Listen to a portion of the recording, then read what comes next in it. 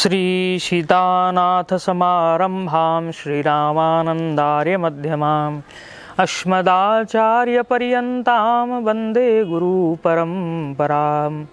नीलाचलनिवासाय नित्याय परमात्मने बलभद्रसुभद्राभ्यां जगन्नाथाय ते नमः। जय जगन्नाथ।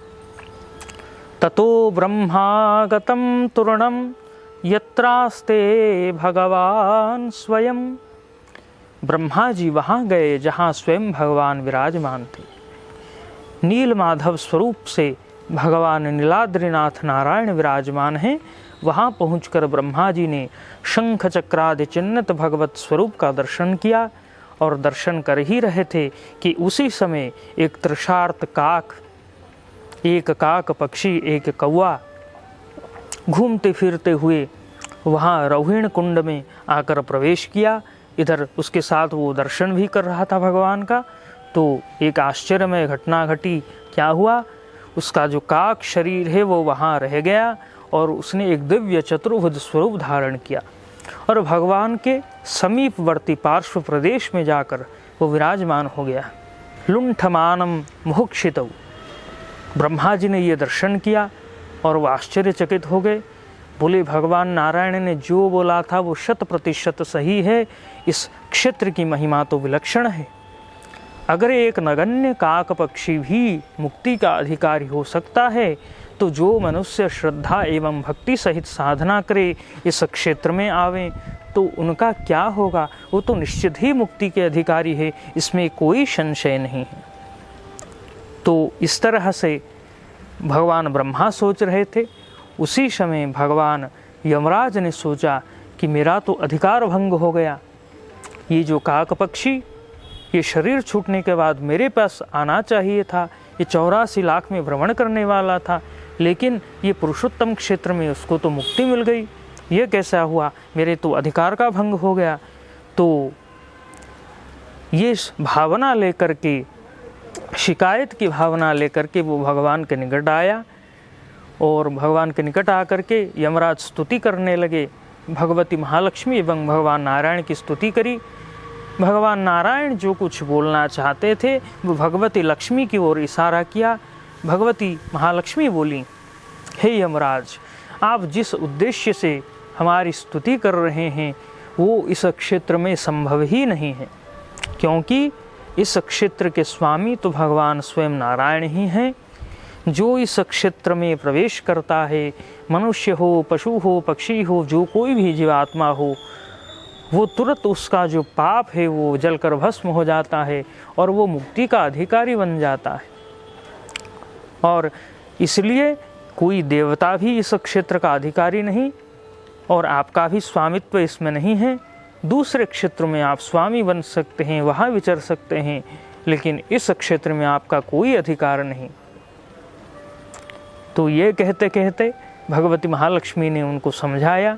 भगवान श्री यमराज बोले कि माँ, पहले तो मैं इस क्षेत्र के बारे में नहीं जानता था, अब मैं पहली बार सुन रहा हूँ, इसलिए विस्तार से सुनने की इच्छा है। तो भगवती बोली कि अत्यंत सुंदर कथा है। मार्कंडेय मुनि का चरित्र श्रवण कराने लगी। तो एक बार मार्कंडेय मुनि प्रलय जल में 7 कल्प तक जीवित रहते हैं। मार्कंडेय मुनि प्रलय जल में तैरते तैरते आकर के पुरुषोत्तम क्षेत्र में पहुँचे और उन्होंने देखा कि ये जो वटवृक्ष है और ये पुरुषोत्तम क्षेत्र है, ये तो स्थायी रूप से विराजमान है। ये कैसे हो सकता है? आश्चर्यचकित हो गए और उसके साथ एक शब्द सुना, हे मार्कंडेय, तुम चिंता मत करो, तुम आगे आगे आओ। ये शब्द कहाँ से सुनाई दे रहा है? कोई तो दिखाई नहीं दे रहा है।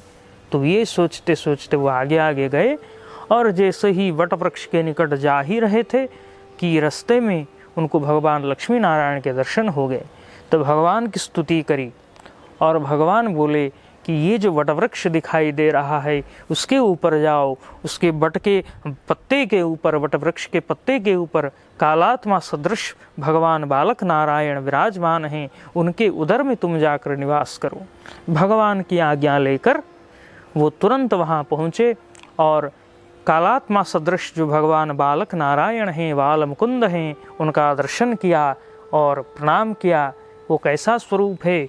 करारविन्देन पदारविन्दं मुखारविन्दे विनिवेशयन्तं बटस्य पत्रस्य पुटेशयानं बालं मुकुन्दं मनसा स्मरामि। वो अपने चरण कमलों को, अपने कर कमलों से चरण कमलों को पकड़े हुए हैं और मुख कमल में उसको विनिवेश किए हुए हैं। और ऐसा ही स्वरूप है भगवान बाल मुकुंद का, बट पत्र के पृष्ठ पर शयन किए हुए हैं और अत्यंत सुंदर दिखाई दे रहे हैं। तो भगवान को प्रणाम करके उनके उदर में मार्कंडेय मुनि ने प्रवेश किया और वहाँ जाकर क्या देखते हैं, अतल वीतल सूतल तलातल रसातल महातल पाताल नागलोक नाग कन्याएं और सहस्र फणधारी भगवान श्री अनंत नारायण देव, और जो अपने शिष्यों को शास्त्रों की व्याख्या कर रहे हैं, और नदी नाले अरण्य पर्वत और ब्रह्मा जी के बनाए हुए सैकड़ों सृष्टियों का असंख्य रचनाओं का दर्शन किया। और फिर चकित होकर बाहर निकल आए। फिर भगवान नारायण का दर्शन किया और बोले, प्रभु आपके माया को तो आप ही जान सकते हैं, आपकी माया का पार कौन पा सकता है। और ये इस प्रलय समय में समग्र सृष्टि आपके उदर में ही निवास करता है। भगवान बोले, हे मार्कंडेय जी, ये जो हमारा क्षेत्र है ये नित्य क्षेत्र है, सृष्टि स्थिति प्रलय से इसका कोई संबंध नहीं है। मार्कंडेय जी बोले, प्रभु मैं नित्य के लिए, हमेशा के लिए इसी क्षेत्र में निवास चाहता हूँ और शांति चाहता हूँ। भगवान बोले, ठीक है, तो मेरे जो अभिन्न शरीर हैं, द्वितीय अंग हैं भगवान शंकर, आप उनकी आराधना करें। उनके कृपा से आपको मुक्ति प्राप्त होगी, मृत्यु के ऊपर विजय प्राप्त होगा, परम शांति का अनुभव करेंगे। एक विराट गर्त का निर्माण करके उसके अंदर बीच में बैठ करके उनकी तपस्या करिए। तो मार्कंडेय जी ने वैसा ही किया, एक विराट गर्त का निर्माण किया और उसके मध्य में बैठकर भगवान शंकर की आराधना करी। उनकी कृपा से उनको मृत्यु के ऊपर विजय प्राप्त हुआ, परम शांति का आस्वादन हुआ। और आज भी वो जो मार्कंडेय जी की तपस्थली है वो बाद में मार्कंडेय पुष्करिणी में परिवर्तित हो गया। और जो मार्कंडेय पुष्करिणी में स्नान करके भगवान श्री मार्कंडेश्वर महादेव का दर्शन करते हैं, वो निश्चय ही अश्वमेध यज्ञ का फल प्राप्त करते हैं। जय जगन्नाथ।